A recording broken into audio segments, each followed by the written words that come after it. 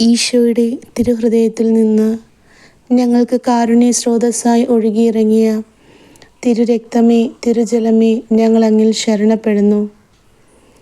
ഈശോയുടെ തിരുഹൃദയത്തിൽ നിന്ന് ഞങ്ങൾക്ക് കാരുണ്യ സ്രോതസ്സായി ഒഴുകിയിറങ്ങിയ തിരുരക്തമേ, തിരുജലമേ, ഞങ്ങൾ അങ്ങിൽ ശരണപ്പെടുന്നു. ഈശോയുടെ തിരുഹൃദയത്തിൽ നിന്ന് ഞങ്ങൾക്ക് കാരുണ്യ സ്രോതസ്സായി ഒഴുകിയിറങ്ങിയ തിരുരക്തമേ, തിരുജലമേ, ഞങ്ങൾ അങ്ങിൽ ശരണപ്പെടുന്നു.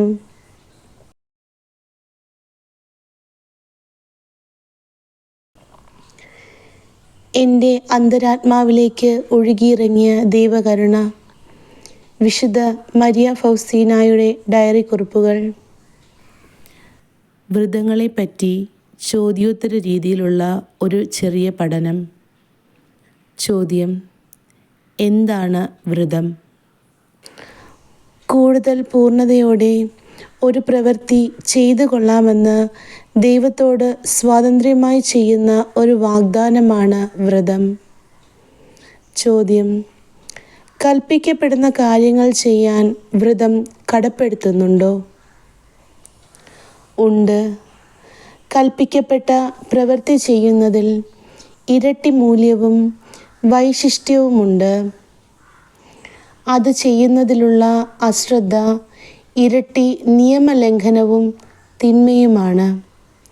എന്തെന്നാൽ വ്രതങ്ങൾ തെറ്റിക്കുന്നത് കൽപ്പന ലംഘനവും ദൈവദൂഷണവുമെന്ന പാപവുമാണ്.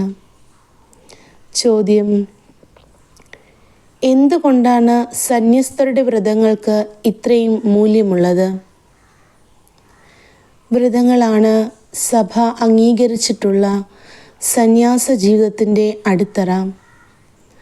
3 വ്രതങ്ങളായി ദാരിദ്ര്യം, കന്യാവ്രതം, അനുസരണം ഇവ നിയമാനുസൃതം അനുഷ്ഠിച്ചുകൊണ്ട് സന്യാസ സമൂഹാംഗങ്ങൾ പരസ്പര ബന്ധിതരായി പൂർണ്ണത പ്രാപിക്കാൻ ശ്രമിക്കുന്നു. ചോദ്യം: പൂർണ്ണത പ്രാപിക്കാൻ പരിശ്രമിക്കുന്നു എന്നതിൻ്റെ അർത്ഥമെന്താണ്? പൂർണ്ണതയ്ക്കായി പരിശ്രമിക്കുക എന്ന് പറയുമ്പോൾ സന്യാസ ജീവിതത്തിൽ വന്നതിനാൽ തന്നെ പൂർണ്ണത നേടി എന്നർത്ഥമില്ല. ഓരോ ദിവസവും വേദന സഹിച്ചു തന്നെ അതിനായി പരിശ്രമിക്കാൻ കടപ്പെട്ടിരിക്കുന്നു. അതിനാൽ പൂർണ്ണത പ്രാപിക്കാൻ ആഗ്രഹിക്കാത്ത ഒരു സന്യാസി തൻ്റെ ജീവിതാവസ്ഥയുടെ പ്രധാന ചുമതല അവഗണിക്കുന്നു. ചോദ്യം: എന്താണ് സന്യാസ ആഘോഷവ്രതങ്ങൾ? ആഘോഷ സന്യാസവ്രതങ്ങൾ പരിപൂർണമായതാണ്.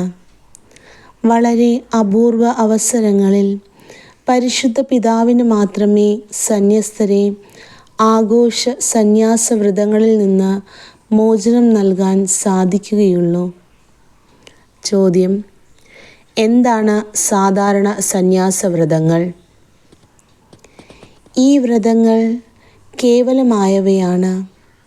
നിത്യവ്രതങ്ങളിൽ നിന്നും വാർഷിക വ്രതങ്ങളിൽ നിന്നും പരിശുദ്ധ സിംഹാസനത്തിന് സന്യസ്തർക്ക് മോചനം നൽകാൻ സാധിക്കും. ചോദ്യം: പുണ്യവും വ്രതവും തമ്മിലുള്ള വ്യത്യാസമെന്താണ്? പാപത്തിൻ കീഴിൽ കൽപ്പിക്കുന്നത് അനുഷ്ഠിക്കുന്നതാണ് വ്രതം. എന്നാൽ പുണ്യം ഇതിനപ്പുറം പോകുന്നു. വ്രതം പാലിക്കാൻ പുണ്യം സഹായിക്കുന്നു. മറ്റൊരു വിധത്തിൽ പറഞ്ഞാൽ വ്രതലംഘനം മൂലം പുണ്യത്തിൽ വീഴ്ച വരുന്നു. പുണ്യത്തിന് നാശം സംഭവിക്കുന്നു. ചോദ്യം: സന്യാസവ്രതങ്ങൾ നമ്മെ എന്തിന് കടപ്പെടുത്തുന്നു?